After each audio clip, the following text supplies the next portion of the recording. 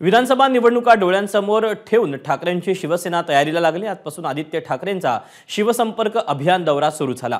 कर्जतपासून सुरू झालेल्या दौऱ्यात आदित्य ठाकरेंनी शिंदेंच्या शिवसेनेवर सडकून टीका केली। ओएसिस फर्टिलिटीच्या तज्ञांनी आयव्हीएफ उपचार पद्धतीद्वारे 1 लाखांहून अधिक जोडप्यांना मातृत्व प्राप्तीचा आनंद दिला आहे।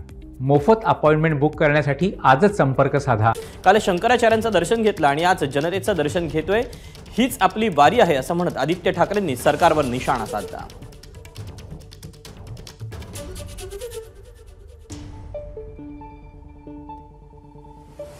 धर्मचार्य म्हणून बोलायचं झालं तर धर्मात विश्वासघाताशिवाय कुठचाही मोठं पाप नाही। हे पाप या गद्दारांनी केलेलं आहे आणि त्यांना धडा आपण लोकसभेत शिकवलेला आहे आणि पुन्हा एकदा विधानसभेत त्यांना शिकवायचा म्हणजे शिकवायचाच।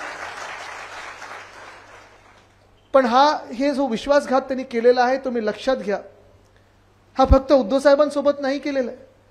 ही गद्दारी जी केलेली आहे फक्त शिवसैनिकांसोबत केलेली नाहीये, तर ही गद्दारी त्यांनी महाराष्ट्राच्या पाठीत खंजीर खुपसून केलेली आहे।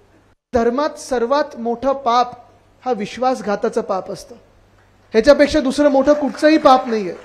आणि जो विश्वासघात करतो तो मुळात हिंदूच नाही। कालचं स्टेटमेंट जे आहे त्यांचं कदाचित त्यांनी धर्माचार्य म्हणून सांगितलेलं आहे, त्यांनी ते काही राजकारणात जात नाहीत, राजकारणावर बोलत नाहीत, पण ते मातोश्रीला ह्या कारणासाठी आले कारण वंदनीय हिंदू सम्राट बाळासाहेब ठाकरेंबद्दल असलेलं त्यांचं प्रेम आणि आदर आणि उद्धवजी जे करत आहेत ते म्हणजे खरं हिंदुत्व, ते सर्वांना सोबत घेऊन चालणारं हिंदुत्व आहे। घर पेटवणारं नाही तर घरात चूल पेटवणारं हिंदुत्वाचे आहे।